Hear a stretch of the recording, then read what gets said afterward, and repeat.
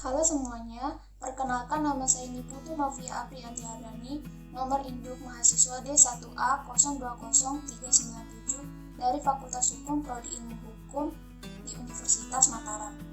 Sebelumnya saya mengucapkan terima kasih kepada Bapak Johannes Juni Kochna SHMH selaku dosen pengempu mata kuliah Hukum Pajak kelas D1 yang telah memberikan tugas video untuk memenuhi nilai ujian akhir semester dengan judul pelanggaran dan kejahatan serta ancaman sanksinya di bidang perpajakan masing-masing pajak.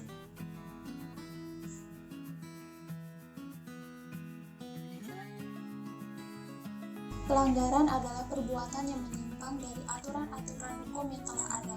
Pelanggaran sering disebut sebagai delik undang-undang, artinya dipandang sebagai delik karena tercantum dalam undang-undang.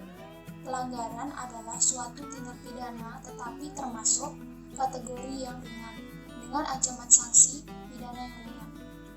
Perbuatan yang dapat dikategorikan sebagai pelanggaran dalam bidang perpajakan yaitu 1. Wajib pajak yang karena kealpaannya tidak menyampaikan surat pemberitahuan dan menyampaikan pemberitahuan tetapi tidak benar atau tidak lengkap yang menimbulkan kerugian pada pendapatan negara.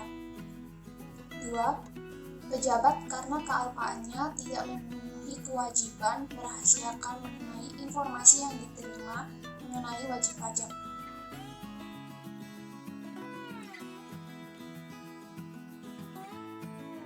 Kejahatan adalah perbuatan yang dapat merugikan masyarakat, melanggar hukum dan keadilan sehingga mengganggu ketentraman dan ketertiban dalam kehidupan bernegara. Kejahatan sering disebut sebagai delik hukum. Artinya, sebelum hal itu diatur dalam undang-undang, sudah dipandang sebagai seharusnya dipidana. Kejahatan adalah pelanggaran yang berat sehingga ancaman pidananya lebih berat. Perbuatan pelanggaran yang dapat dikategorikan sebagai kejahatan dalam bidang perpajakan yaitu 1. Sengaja tidak memenuhi kewajiban administrasi perpajakan, menyalahgunakan NPWP, menolak dilakukan pemeriksaan, memperlihatkan pembukuan palsu, atau tidak menyelenggarakan pembukuan, tidak menyimpan pembukuan, dan tidak menyetorkan pajak yang telah dipotong atau dipungut. 2. Sengaja menerbitkan atau menggunakan faktur, bukti pemungutan, atau pemotongan, atau setoran tidak berdasarkan transaksi yang sebenarnya, atau menerbitkan faktur yang belum dikukuhkan. 3. Pejabat sengaja tidak memenuhi kewajibannya, atau seseorang yang menyebabkan tidak dipenuhinya kewajiban pejabat. 4. Sengaja tidak memberi keterangan atau bukti, atau memberi keterangan atau bukti yang tidak benar. 5. Sengaja menghalangi atau mempersulit penyidikan tindak pidana di bidang perpajakan. 6. Instansi pemerintah, lembaga, asosiasi, dan pihak lain sengaja tidak memberikan data dan informasi yang berkaitan dengan perpajakan. 7. Sengaja tidak memberikan data dan informasi yang diminta oleh Direktur Jenderal Pajak. 8. Sengaja menyalahgunakan data dan informasi perpajakan sehingga menimbulkan kerugian kepada negara.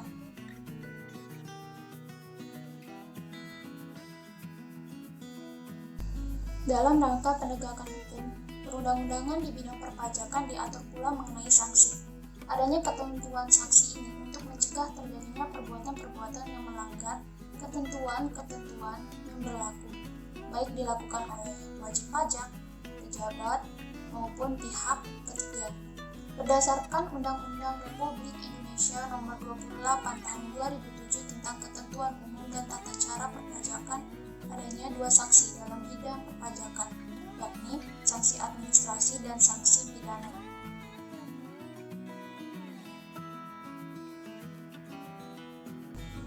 Sanksi administrasi merupakan sejumlah pembayaran kerugian berupa uang kepada negara. Sanksi administrasi merupakan wewenang administrasi pajak dan dijatuhkan oleh Direktorat Jenderal Pajak. Ada 3 macam sanksi administrasi perpajakan yang dapat dikenakan terhadap wajib pajak sesuai dengan Undang-Undang Perpajakan. yakni dalam bentuk denda, bunga, dan kenaikan pajak. Berikut ketentuan-ketentuan sanksi administrasi menurut Undang-Undang Republik Indonesia Nomor 28 Tahun 2007 tentang Ketentuan Umum dan Tata Cara Perpajakan.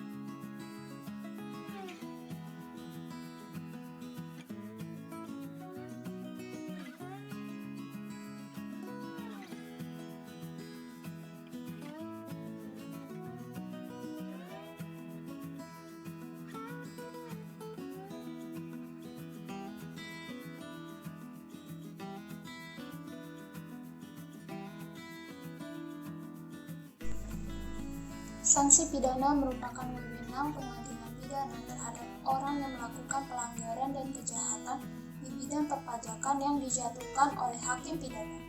Dalam Undang-Undang Nomor 28 Tahun 2007 tentang Ketentuan Umum dan Tata Cara Perpajakan, sanksi pidana di bidang perpajakan diatur dalam Pasal 38 ayat 1, Pasal 39 ayat 1, Pasal 39 ayat 2, Pasal 39 ayat 3, Pasal 39A, Pasal 41 ayat 1, Pasal 41 ayat 2, Pasal 41A, Pasal 41B, Pasal 41C ayat 1, Pasal 41C ayat 2, Pasal 41C ayat 3, dan Pasal 41C ayat 4. Berikut sanksi pidana di bidang perpajakan.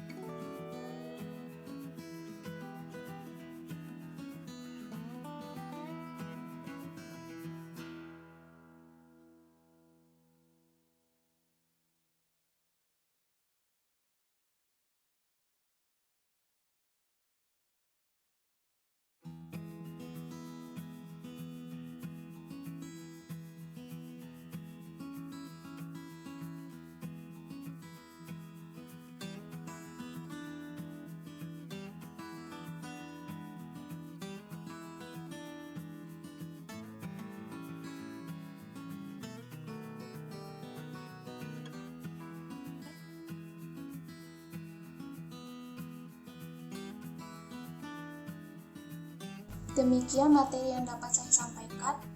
Mohon maaf jika ada kesalahan dalam video ini. Atas perhatiannya saya ucapkan terima kasih. Sampai jumpa.